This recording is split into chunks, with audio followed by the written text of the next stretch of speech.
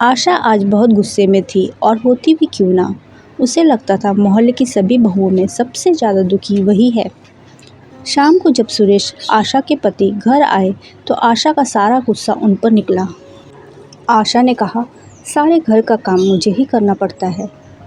अब सामने वाले पड़ोसी शर्मा अंकल की बहू को देखो, वह तो कभी नहीं निकलती बाहर, उसे तो कभी भी बाहर जाते हुए भी नहीं देखा है।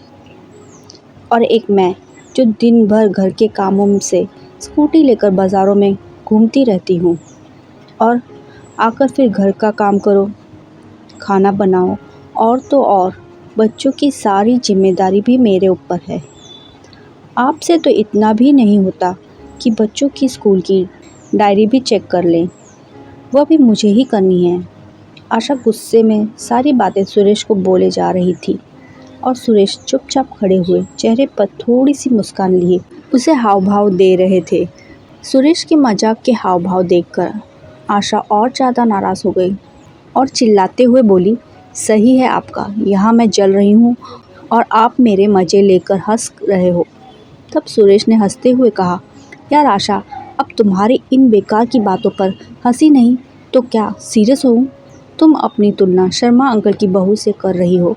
तुम्हें पता है शर्मा अंकल और आंटी दोनों अपनी बहू को घर के बाहर खड़ा भी होने नहीं देते।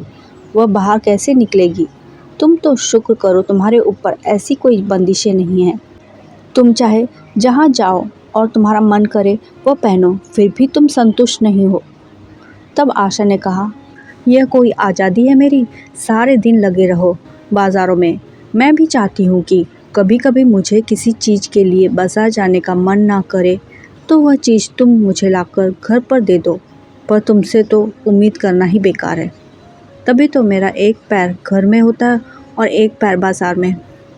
तब सुरेश ने कैसे जैसे आशा को मनाया और फिर रात का खाना खाकर सब सो गए। अगले दिन आशा किसी काम से बाज़ार के लिए निकली ही थी, तभी उसे आवाज़ आई, दीदी इधर देखो। आशा आवाज़ सुनकर भी अपना वहम समझकर आगे बढ़ने लगी। फिर दोबारा उसे वही आवाज़ आई। तब उसने देखा शर्मा अंकल की बहू अपने कमरे की खिड़की से उसे आवाज़ दे रही थी। जब आशा ने उसकी तरफ देखा तो उसने इशारा करते हुए अपने पास बुलाया और कहा, भाभी क्या आप मुझे लाल रंग की नेल पॉलिश ला दोगे? मैंने अपने पति से कहा था, पर उनके पास समय की कमी होने की वजह से उन्होंने मुझे टाल दिया था। कहा कभी और बाद में ला दूँगा। तब आशा ने कहा, अरे तो ऐसा करो, तुम चलो ना मेरे साथ।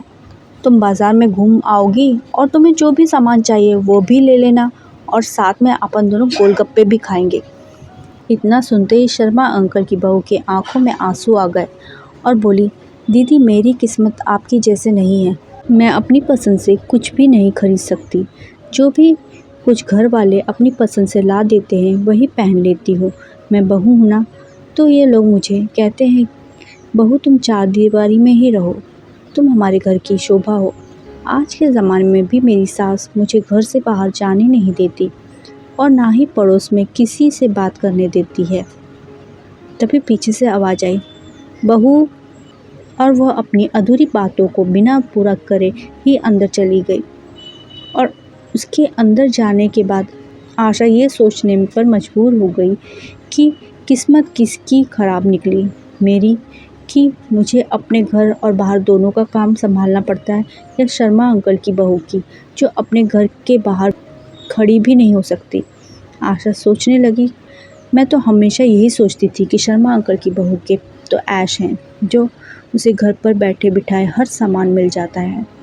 पर आज वह अपनी किस्मत को सराह रही थी, क्योंकि चाहे काम के बहाने ही सही वह घर से बाहर निकल तो सकती है, उससे चाहे उससे बात कर सकती है, अपनी पसंद का कुछ भी खरीद सकती है। अगर मुझे ऐसे चार दीवारी में कैद कर दिया जाता तो आज वह भी ऐसे ही तड़पती जैसे शर्मा अंकल की बहू आज छटपटा रही है। आज आशा को समझ में आ गया था कि जैसे हमें दूर से दिखाई देता है, सच्चाई में अक्सर ऐसा होता नहीं है। इसीलिए दोस्तों, हमें जो भी मिले हमें उसमें संतुष्ट रहना चाहिए, क्योंकि भगवान ने हमें हमारे हिसाब से सबसे बेहतर दिया है।